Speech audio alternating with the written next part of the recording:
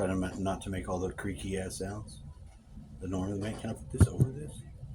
Hey, that's cool. That's probably actually accurate for good sounds. My friends blessed the shit out of me. They did. They brought me a whole fucking grocery basket of food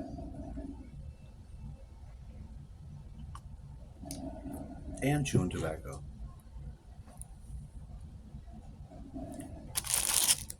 Can't believe it. Almost cried. I was like, I hate feeling like a bum. I was like, but I haven't been able to work. Actually, I've been waiting on it to start again. And in the meantime, look for other stuff to do. But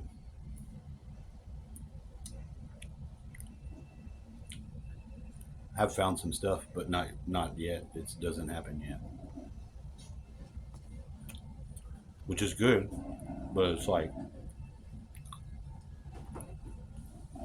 you need the money now because you ain't got no food. You've run out of food and stuff.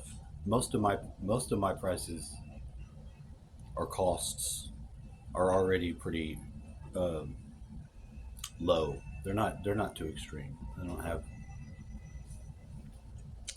extreme bills. But the food to catch up with it eats my ass.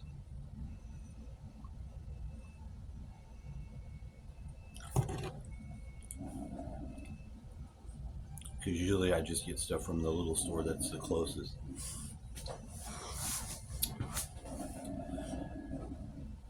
And it's expensive. Sometimes I co-opt my shopping with them, Amanda and Hugo, and the kids. The kids being bad. Kids are being bad.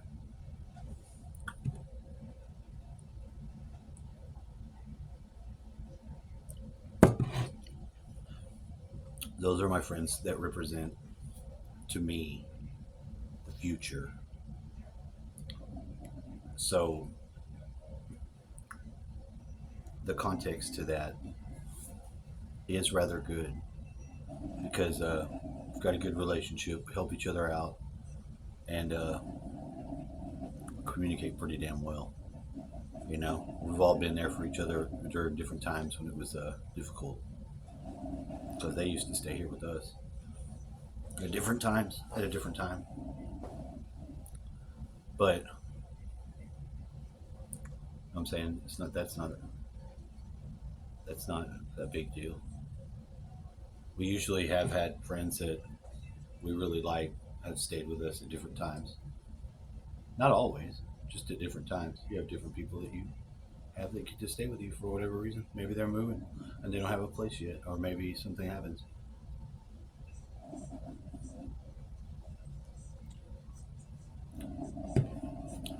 My dad's house before I got there was called the Home for Wayward Women, which didn't really work for me. But it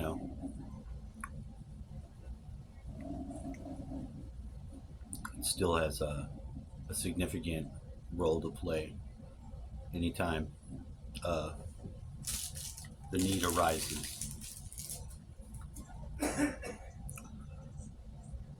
When I went out to the mailbox, it's really cold outside, so a little bit colder than it has been. And when I went out there, I was having because I've been having this panic attack feeling all day, this like real ominous, like shaky fucking feeling, and it started to flash between a real peace, and I think I'm trying to line up with the right timeline. Like I said, I've been trying to do to get one synced up that doesn't have me completely disconnected from communicating with my people, and so so so small in that picture. He's grown up and moved out. I have no idea what my kids look like. You know how much that disturbs me? And they didn't get any of the messages. Those whole years when I just relaxed back and tried to talk to my stepmom, or mother in law, I mean,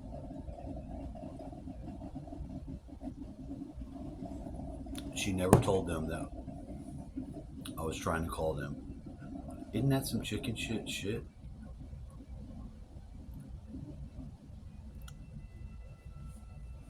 And, I don't think my son knows that. If he didn't know it before the other day. Like, do you know? I've been trying to get a hold of y'all for years. None of us was just going to go and hunt y'all down.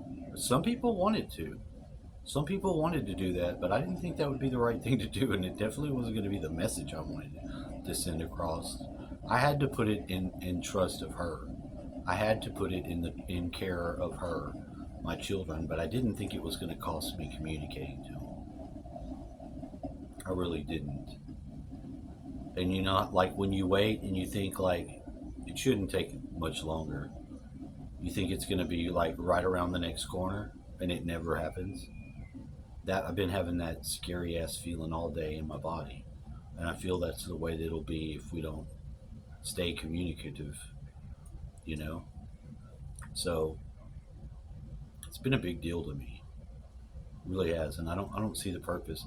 I could see there being like maybe some issues coming from like the new guy, the husband, but actually maybe not because I have a son that's living there. There's nothing wrong with her communicating with me. I don't need to know their business. I don't want to know her business. I just want to know she's all right. She's doing all right. She's got what she needs, and she's got access to the right and wrong uh, perspective from me. She may not always know the better way because I don't. And sometimes I need help.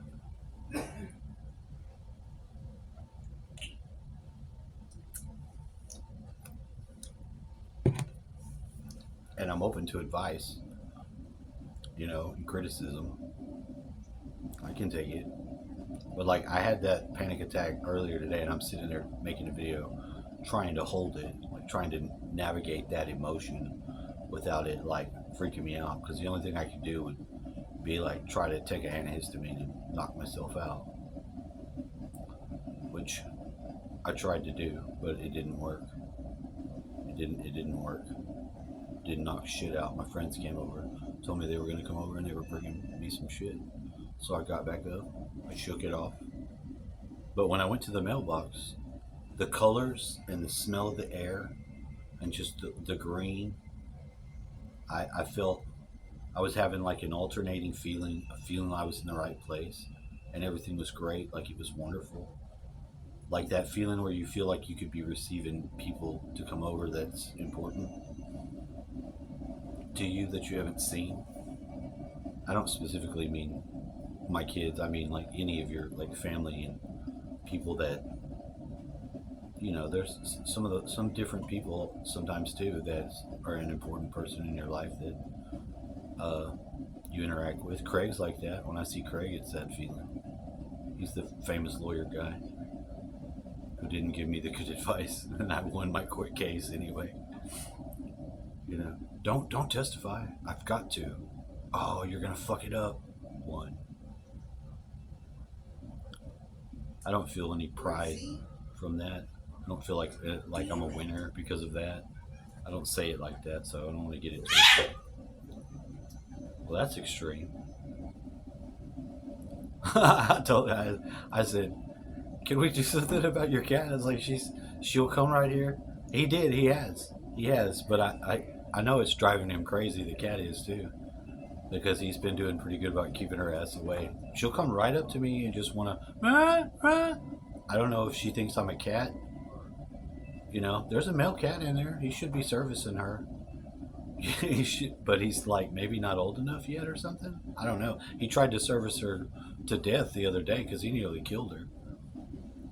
He sort of like was like, no, he didn't see it, but he was like, oh no, they like to fight like that. And I'm like, I've seen cats fight. I don't. They were fighting it on another level because that other cat outside got involved. I just wanted to say that. Have you ever felt like you're blending mixes, like you're phasing in and out of a timeline, one that's like the one you don't want, and then you're phasing in, like you feel the energy pick you up, and it feels like although you're in the same space, it's the space on the higher timeline. It was like that at the end of my driveway. It would be cool, and then that staticky anxiety, and then it picked up. It would be cool, staticky anxiety. So I think that's the way it feels when you're at one of those nodes where you can be on the right timeline, because you can walk right off of the bad one right onto the good one, baby. Walk right out of that fucking negative reality and walk right onto that positive one, like you're docking a ship, and you ride that fucking ship. You fucking own that ship, and that's the way to go. Or you can walk right off the deck into the ocean. You might as well wear your concrete shoes if you're going to do that one. Take you an anchor.